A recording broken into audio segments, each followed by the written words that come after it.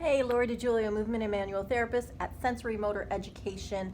I'm going to show you a little trick for tricking people's bodies into doing something that they don't think they can do.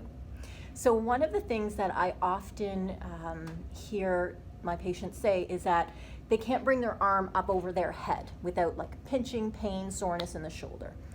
And for me, I often find that these people can get better at doing that the closer they are to the ground.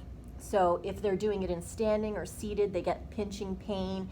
When they do it on my table, lying down in various positions, they get either a decrease in pain, an improvement in range of motion, or completely eliminate the pain.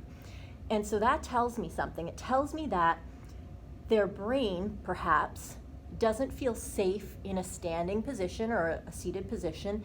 And I don't mean that that position is inherently threatening, but that in that position, the brain has to deal with creating stability and strength in lots of areas of the body, in addition to creating healthy movement in the shoulder, and maybe that's just a little bit too much for that person at that time.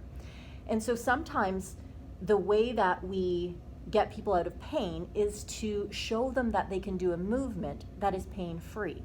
And so it's not necessarily effective for me to have them do bicep curls and tricep extensions because it doesn't really mimic that movement. I want to find a way for them to do that movement, bring their arm up above their head without it being painful, because then I can kind of try to convince the brain that is not a threatening movement.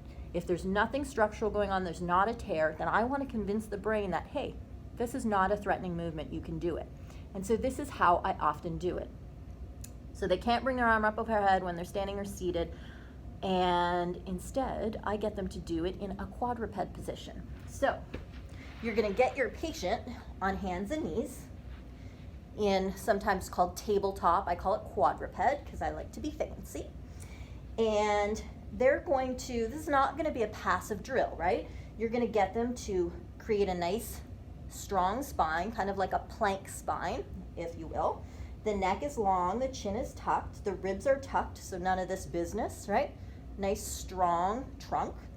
And then they're going to take an inhale, and as they exhale, they're going to sit their butt back and down. And then inhale, come up. And exhale, come back down. So maybe you're like, what the hell? Why are you having them do a quadruped squat? Well, look at my arms. So my arms are coming up overhead. Yeah? It's the same thing as this, except I have feedback from the ground. I have lots of points of contact with the ground, which tends to be less threatening for the brain.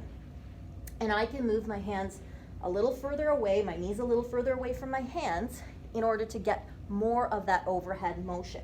So I inhale here, neck long, chin tucked, ribs tucked, and then I exhale, and now my arms are coming even more overhead. Yeah? A little trick for getting people to realize that a movement is safe.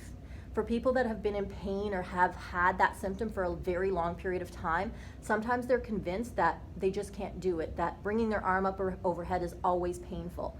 But as soon as you get them into that position, it's not painful.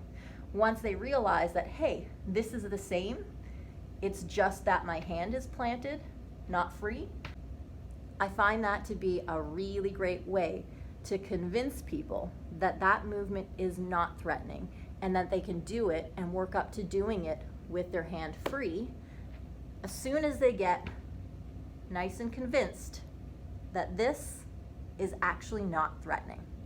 Try it out with a bunch of movement patterns. See if you can apply it to other issues of the upper limb or even the lower limb.